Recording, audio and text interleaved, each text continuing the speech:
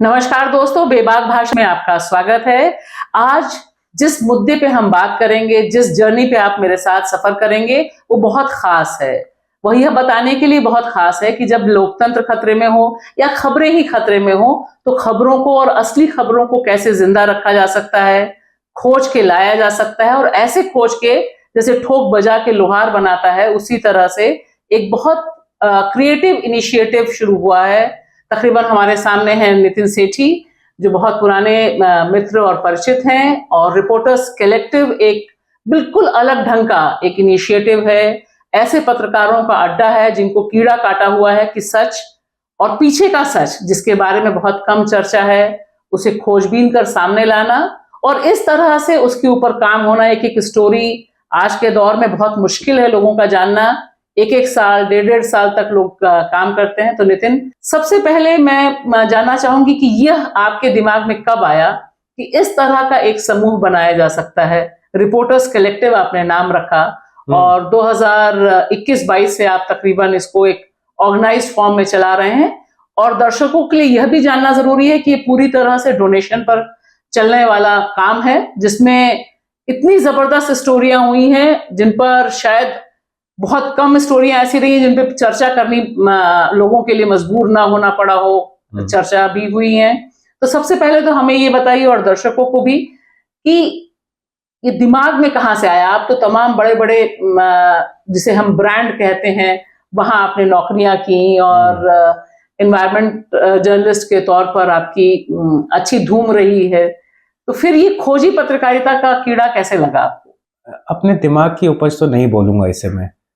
मेरे ख्याल से अगर उसमें मतलब एक तरीके से हंस के बात करें तो, कि जहां जहां मैं काम करता रहा बड़े अखबारों में, जैसे आप बोल रहे हो, वो जितनी बार नौकरी से निकालते थे उतनी बार एक मन बन जाता था कि इनके कहने पे तो जर्नलिज्म नहीं छोड़ेंगे।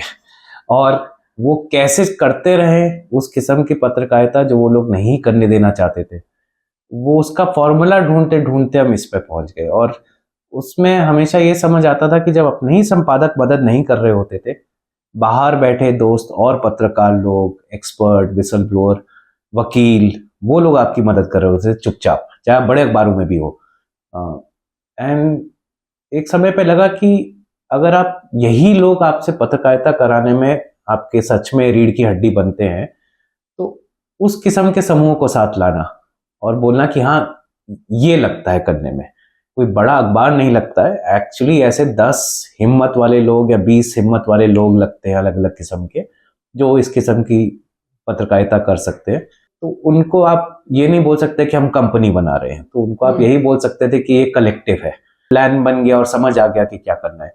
वो एक एक करके वो अपने आप गिरने लग गया रास्ते में कि ऐसे ही हो पाएगा, यही रास्ता हो सकता है। और कोई रास्ता दिख नहीं रहा था। तो मैं बोलूंगा कि मजबूरी ने सच में सिखा दिया।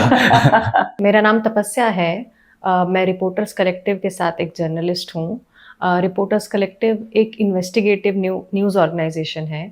हम खोजी पत्रकारिता करते हैं और हम अपनी जो स्टोरीज़ हैं वो बहुत हद तक उसको बेस करते हैं सरकारी कागज़ों पे, ऑफिशियल डॉक्यूमेंट्स पे, और बहुत ज़्यादा एक्सटेंसिवली हम राइट टू इन्फॉर्मेशन एक्ट का इस्तेमाल करते हैं अपने काम के लिए।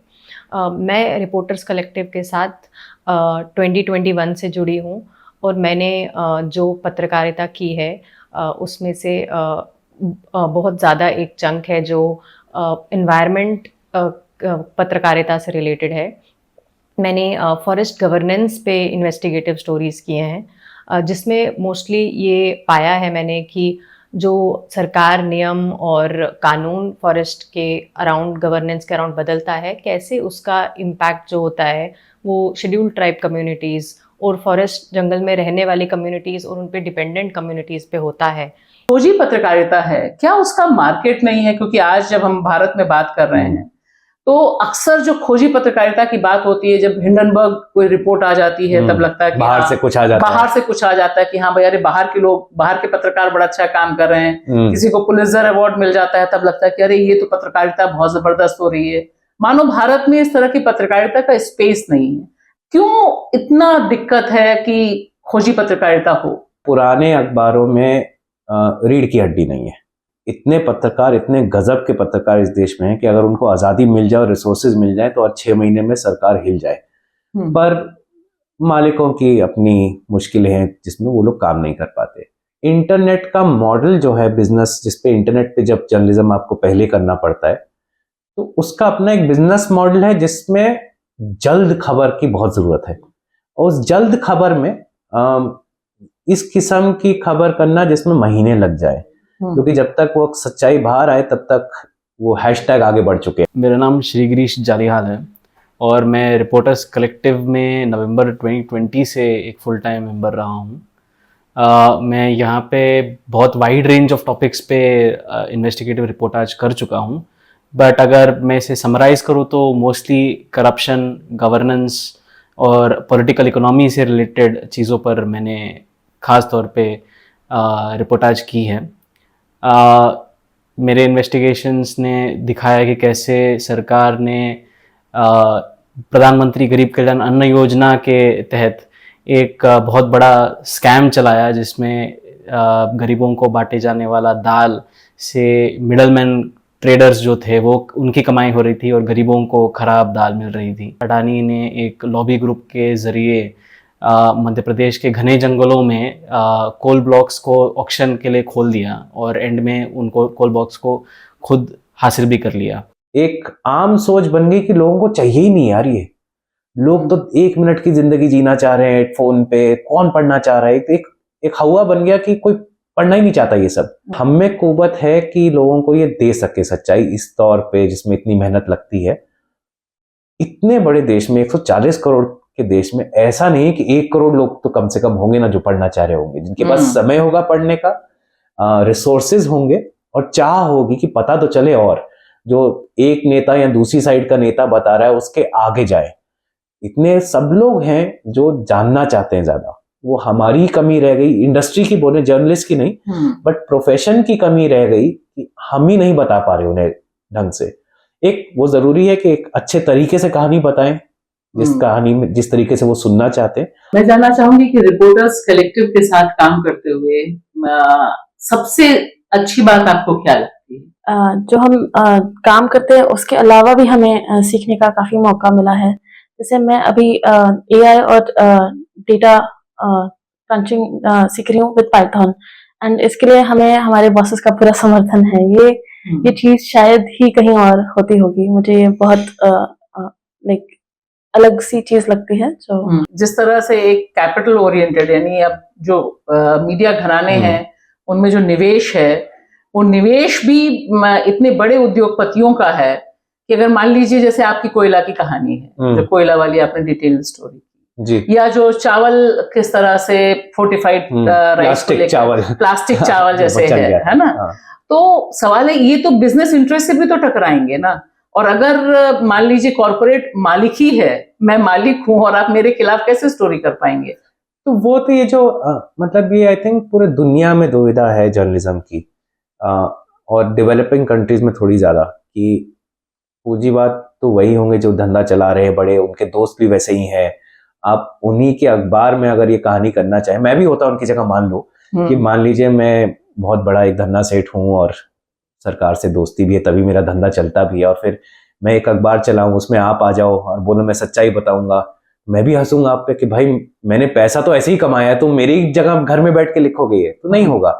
तो एक तो जर्नलिज्म की एक डिफॉल्ट प्रॉब्लम रही है।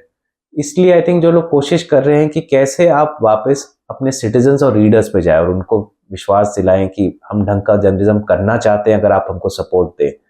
वो आई थिंक आप पूरी दुनिया में देखें, एक वो मुहिम चल रही है कि थोड़ा रिलेटिवली गरीब देशों में जहां इतना पैसा है नहीं देने के लिए, तो जिस देश में 80% लोग अभी भी सस्ते अनाज, सरकार से मिला 5 किलो फ्री अनाज पे जी रहे हैं, वो अखबार के लिए पैसा कहां से देगा या खबर के लिए पैसा कहां से देगा, जबकि उसको उस खबर की सबसे ज्यादा जरूरत है। क्योंकि जब करप्शन होता है, ये प्रॉब्लम्स होती है, सबसे ज्यादा गरीब आदमी को चोट लगती है, लेकिन वही सबसे कम अफोर्ड कर सकता है ऐसा जर्नलिज्म। तो ऐसे देशों में ये सिटीजन स्पॉन्सर्ड फंडेड जर्नलिज्म का अपना एक चैलेंज है, जो शायद यूरोप या यूएस में नहीं होगा इतना। फॉरेस्ट फॉर प्रॉफिट है, मतलब मुनाफे के लिए फॉरेस्ट, जंगलों को खोल देना। ये स्टोरी को एशियन कॉलेज ऑफ जर्नलिज्म का अवार्ड भी मिला फॉर इन्वेस्टिगेटिव जर्नलिज्म।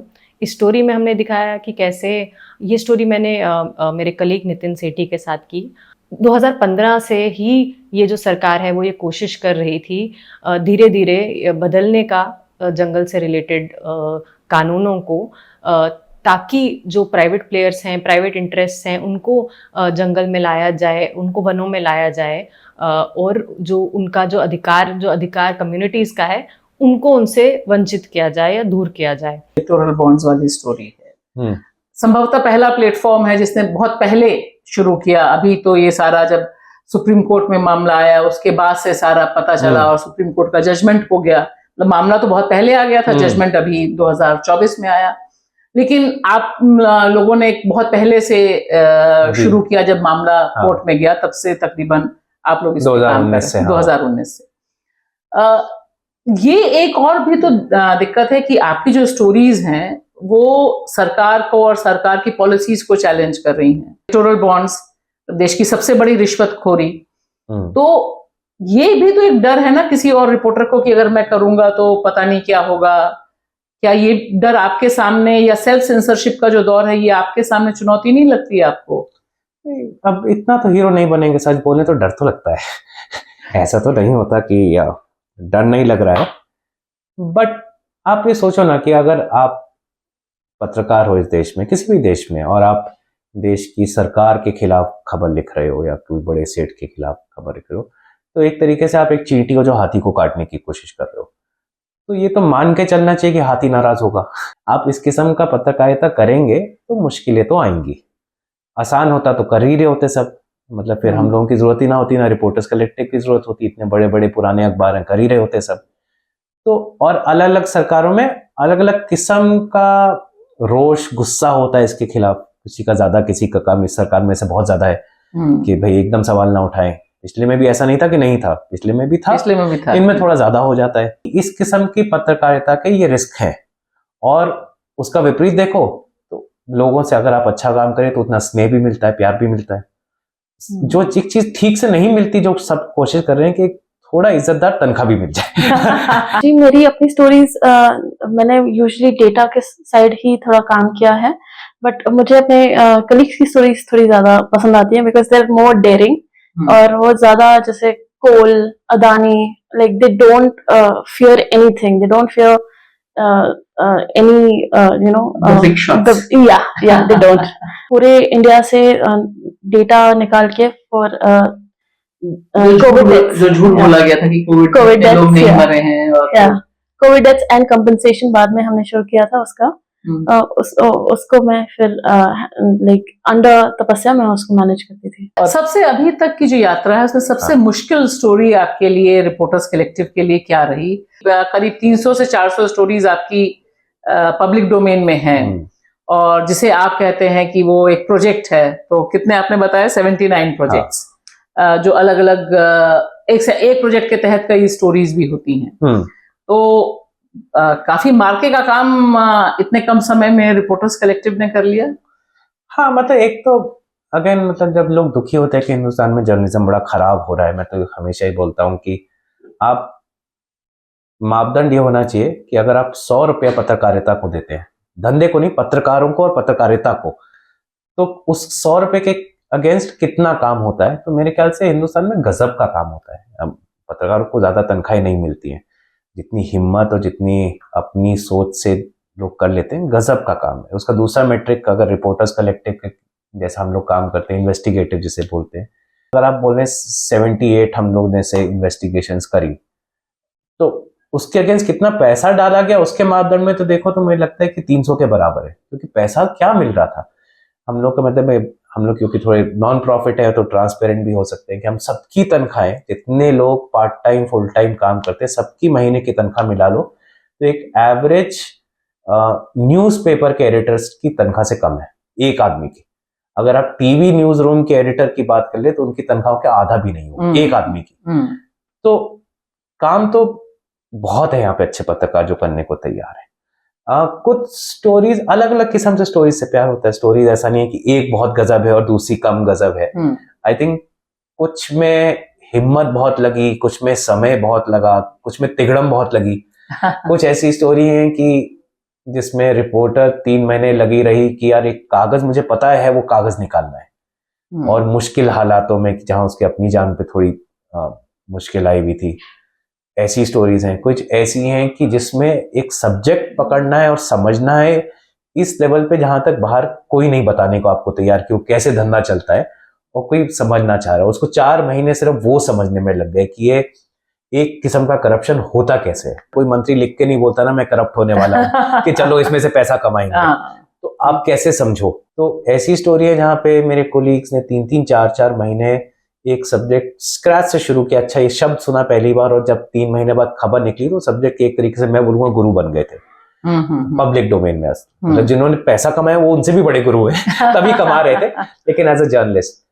तो कई स्टोरीज हैं। कुछ स्टोरीज ऐसी हैं जिसमें लोग बहुत लगे, और बहुत सारे लोगों का कंट्रीब्यूशन है जो वॉलंटियर्स थे। मिसाल के तौर पे जैसे एक कोविड के समय पे हमने स्टोरी करा था वॉल ऑफ ग्रीफ, एक हमने माइक्रो प्रोजेक्ट बनाया जिसमें हमने गुजरात के सारे म्युनिसिपल रजिस्टर्स निकाले और बोला कि सच में कितने लोग मरे हैं। और हमने कहा स्टैटिस्टिक्स के बेसिस पे नहीं चलेंगे कि एस्टिमेट कर लें, क्योंकि सरकार फिर बोलती कि अरे तुम्हारा एस्टिमेट गलत है। हमने कहा कितने सच में मरे हैं और म्युनिसिपैलिटी के लेवल पे कितनों के नाम दर्ज हुए हैं। तो हमने वो सारे रजिस्टर निकलवाए। 113 मेरे ख्याल से म्युनिसिपैलिटी हैं, सबके फिजिकल रजिस्टर गुजराती में निकलवाए, हार्ड कॉपी। उसको बिठा के अंग्रेजी में रूपांतर हुआ, एक्सेल शीट में डाला गया, कैलकुलेशन हुआ। वो स्टैटिस्टिक्स फिर हमने हार्वर्ड यूनिवर्सिटी के रिसर्चर्स जो एपीबी थे उनको डेटा दिया, उनसे सर्टिफाई कराया कि जो हम समझ रहे हैं बताइए ठीक समझ रहे हैं। उन्होंने सर्टिफाई किया, उन्होंने रिसर्च छापी उसके ऊपर, पीयर रिव्यूड जर्नल में साइंटिफिक पेपर छापा और वो यूज किया।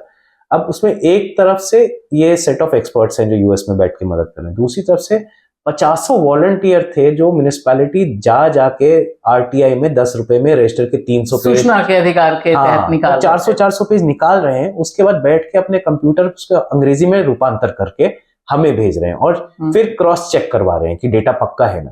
तो ये ऐसी स्टोरी थी जिसमें पैसे से नहीं हो सकता था, ये लोगों का प्यार था कि करना है या गुस्सा बोल दो।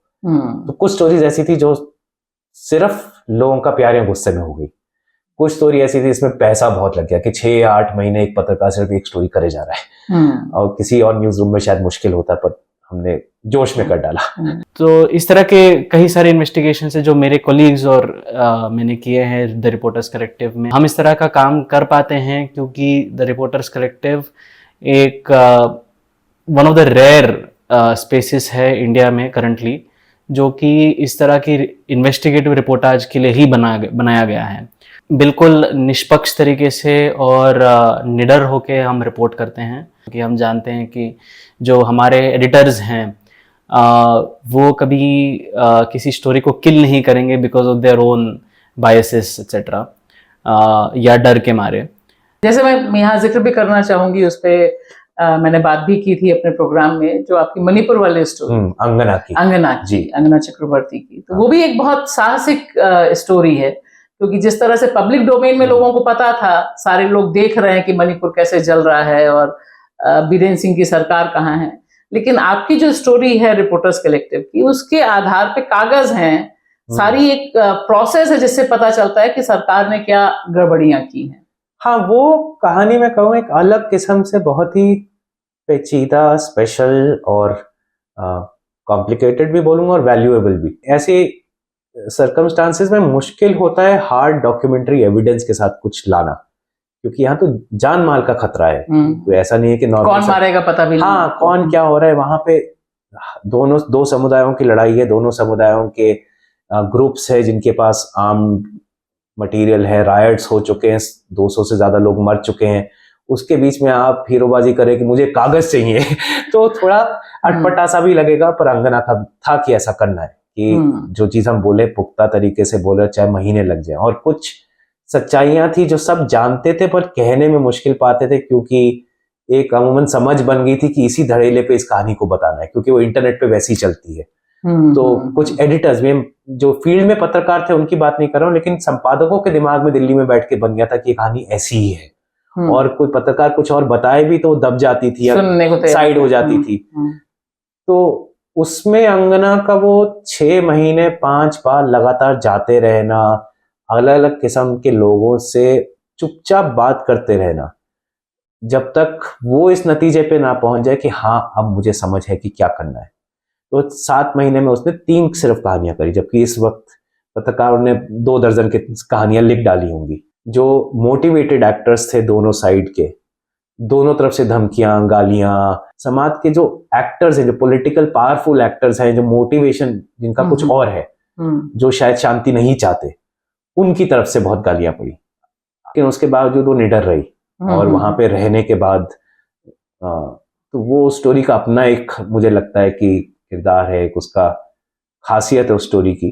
और वो स्टोरी तब हुई जब हिंदुस्तान मणिपुर से की कहानी से बहुत आगे निकल गया था। वो हैशटैग भूल चुके थे ना। हाँ, 1 साल हो गया था, मणिपुर वायलेंस भी खत्म 1 था, साल भी नहीं हुआ था, तो ऐसा भी नहीं कि हम बोले 1 ईयर एनिवर्सरी, वो भी नहीं है। तो कोई हैशटैग नहीं था, लेकिन स्टोरी बताना बहुत जरूरी था। हालांकि तब भी सही समय आया क्योंकि चुनाव मतदान हो रहा था। हाँ, और उसके इर्द गिर्द तो वो भी मतलब वो स्टोरी हो गई और 2 महीने तो हमारे वकील ही उससे जूझते रहे। लेकिन सवाल है कि इसका मतलब है खोजी पत्रकारिता करना और उसे छापना बड़ा आसान काम नहीं है, काफी कलेजा चाहिए और काफी दिमाग। हाँ, कलेजा तो आई थिंक बहुतों के पास है, दिमाग भी बहुतों के पास है। हिंदुस्तान में कमी नहीं है पत्रकारों में इन 2 चीजों की, मेरे ख्याल से। मौका नहीं मिलता उन लोगों को, थोड़ा लंबा खड़े होने की एबिलिटी, कि कल के लिए नहीं कर रहे हो, इस सरकार के रिएक्शन में नहीं कर रहे हो। एक किस्म की पत्रकारिता आप दोबारा स्थापित करना चाह रहे हो, नए तौर पे स्थापित करना चाह रहे हो, उसके लिए 5 साल 7 साल का सोचो, 10 साल का सोचो। मैंने अपने कलीग श्री गिरीश के साथ एक सीरीज़ किया जिसमें हमने दिखाया कि कैसे जो पतंजलि ग्रुप है बाबा रामदेव का, वो जो अपनी कंपनियां बनाते हैं ये दिखाने के लिए कि हम आयुर्वेद पे, योगा पे काम करेंगे, कैसे उन्होंने बस खोखली कंपनियां बनाई, शेल कंपनीज जो अपना काम बिल्कुल नहीं करती थी और ज़मीनें खरीदती थी ये बोल के कि यहाँ पे हम फैक्ट्री खोलने वाले हैं आयुर्वेदा प्रोडक्ट्स के लिए, लेकिन असली में उन्होंने बस अरावली के इको सेंसिटिव ज़मीनें खरीदी और उनको बेच के बहुत बड़ा मुनाफा कमाया। तो जबकि वो बोलती थी कि हम आयुर्वेद करेंगे, वो असली में एक रियल एस्टेट कंपनी की तरह एक्ट कर रहे थे। ये हमने दिखाया और हमने दिखाया कि कैसे गवर्नमेंट की पॉलिसियाँ, हरियाणा स्टेट गवर्नमेंट की पॉलिसियाँ और सेंटर की पॉलिसियाँ इनको अलाउ किया ये सब करने के लिए। यहाँ के आगे कैसे आप सोच रहे हैं, क्योंकि रिपोर्टर्स कलेक्टिव ने आज की तारीख में एक ऐसी संस्थान का रूप अख्तियार किया जहां आप फेलोशिप्स दे रहे हैं, जहां आप अपना कोर्स भी स्टार्ट करने की सोच रहे हैं, और एक अपनी आपने अलग खास जगह बनाई है, नेशनल इंटरनेशनल मीडिया में आपकी स्टोरीज भी जाती हैं। अब यहाँ से आगे किस तरह से आप सरवाइव करेंगे? और एक बहुत सीधा सवाल, जिस तरह की पॉलिटिक्स है और जिस तरह से एक खौफ का माहौल, सच के ऊपर हमला है, ये आप कैसे देखते हैं? ऑब्वियसली अभी थोड़ा ज्यादा मुश्किल है। पिछले कुछ सालों में बहुत मुश्किल हो गया है, पर उसका ना आप जितना भी मुश्किल हो जाए, जवाब मेरे ख्याल से एक ही है। उसका जवाब यही है कि आप टिके रहो, कि ज्यादा से ज्यादा लोग पहचानते रहें और ज्यादा से ज्यादा लोग हिम्मत करते रहें कि 100 रुपया देना है, 50 रुपया देना है, लेकिन ये खबर जरूरी है। खबर मैं आजाद रखूंगा औरों के पढ़ने के लिए भी, क्योंकि इस देश में ऐसा तो नहीं है कि सब लोग खबर के लिए पैसा दे सकते हैं। जर्नलिज्म ऐसा बन गया है कि 100 ज्यादा बेच दिए तो 2 लात एक्स्ट्रा पड़ जाएंगी। तो वो बदलने की जरूरत है। इसको रिस्पेक्टेबल प्रोफेशन वापस बनाना, लोगों में इतना विश्वास दिलाना कि क्रेडिबल वर्क हो रहा है जहां पे लोगों को रिस्पेक्टेबल इनकम दिला सकते हैं। 2-3 दशक में हमने भी अपनी इज्जत अच्छी तरह खोई है। जितना घटियापन इस प्रोफेशन में आया है, लोगों को मुश्किल आती है कि यार तुम सच में मतलब ना इधर के हो ना उधर के हो, सच में अकेले खड़े हो। तो वो विश्वास वापस लाने में ही समय लगेगा।